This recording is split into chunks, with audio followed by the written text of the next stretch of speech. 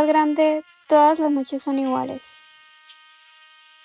Depende iguales para quién y depende iguales cómo. Aunque, para mí, hoy no es una noche común. Por eso estoy vestida así y por eso vine aquí. Es un buen lugar, a pesar de las sonrisas falsas, las miradas inapropiadas y la música insípida.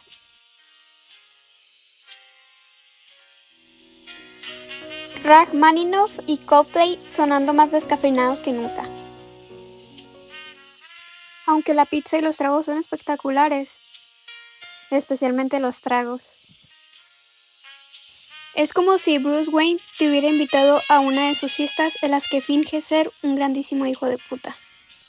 Aunque, para ser sincera, ya estoy un poco harta del viejo que no para de verme. Involuntariamente me le quedé mirando yo también.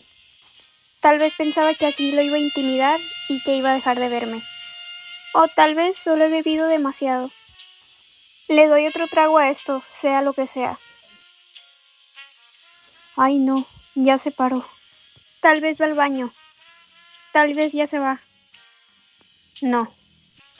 No parece alguien que se esté yendo. No lo veas. Solo dile que no te interesa y ya, que se vaya.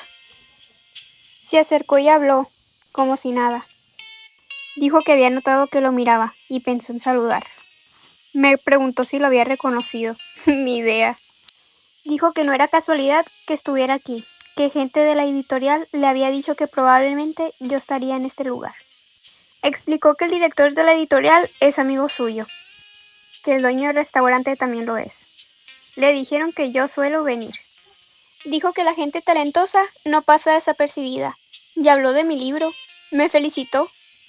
Pienso que tengo mis momentos buenos, pero definitivamente no es algo que me digan todos los días. Sin darme cuenta, tenía mi atención. Él me contó que quería hacer un libro de sus memorias. Me dio su tarjeta y me pidió mi número para que yo le ayudara con eso. Nada de coqueteos. Platicamos un poco más. Pidió una canción al pianista y después pagó la cuenta de los dos. Lo vi marcharse con 2 guardaespaldas enormes.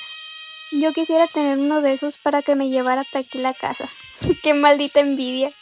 Cuando iba de regreso, volví a la realidad. Se suponía que mi novio iba a estar conmigo esa noche, pero le pareció oportuno cortarme ayer.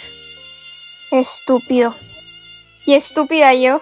Lo que más me dolió fue haberle escrito la dedicatoria de mi primer libro de cuentos.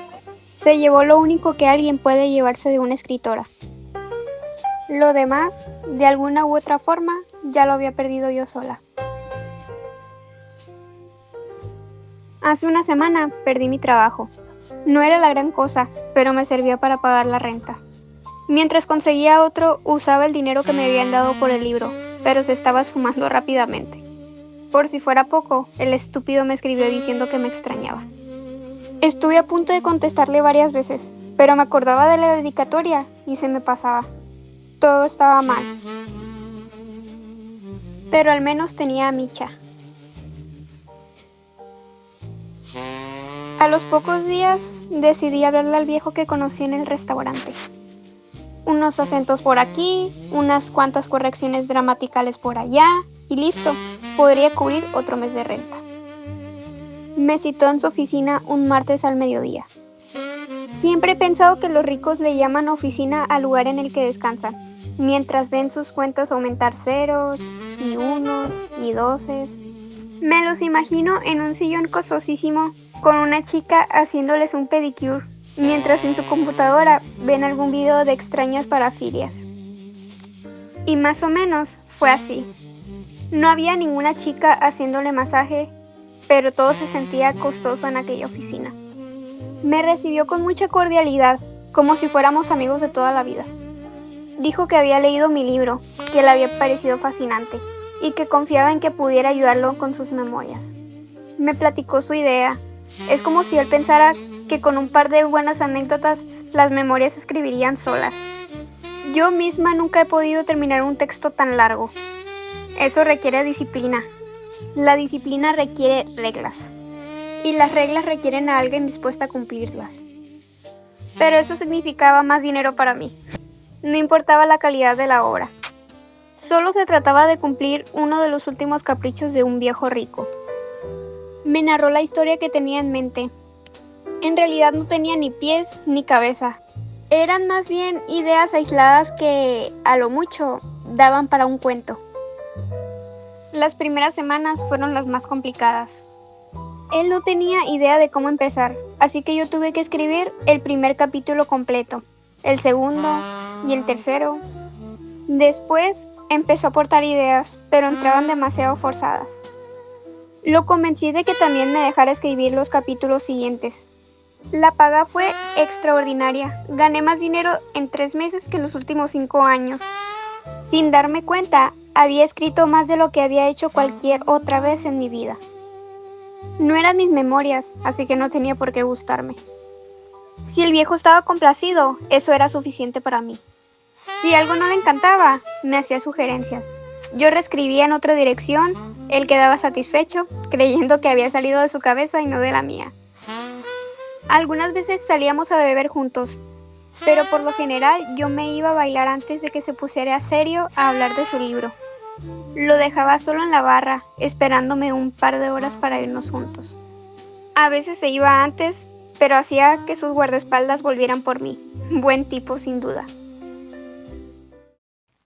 Nunca se lo pude decir al pobre viejo.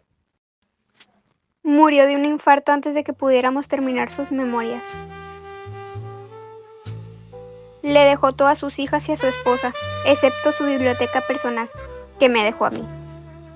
Era una tremenda colección de libros, un montón de árboles muertos con la poesía de un montón de personas muertas. Algunos, que eran primeras ediciones de autores relevantes, los vendí por un buen dinero. Lo menos que podía hacer por el viejo era terminar sus memorias. Faltaba poco y fue relativamente sencillo a partir de aquí. Busqué una de las pocas frases que me llegó a decir alguna vez. Ahora sabía cómo usarla. Le entregué el escrito terminado a su viuda. Le dije que lo había hecho su esposo y que me había pedido corregirlo. La mujer lloró cuando leyó la dedicatoria, que también había escrito yo. Me pagó bastante bien y me agradeció que no hubiera intentado robármelo. Lo publicaron de inmediato. En todos lados hablaron del libro. Fue un éxito. Decían que era una pena que una persona tan distinguida no hubiera dado rienda suelta a su talento antes. Me entrevistaron muchas veces. Me preguntaban que si sabía de dónde había venido la inspiración del viejo. Y ahí estaba yo, hablando de mi mejor libro, aunque nadie lo supiera. Y de un muerto que ni habría podido siquiera ponerle un buen título. Esto sí que merece un buen festejo.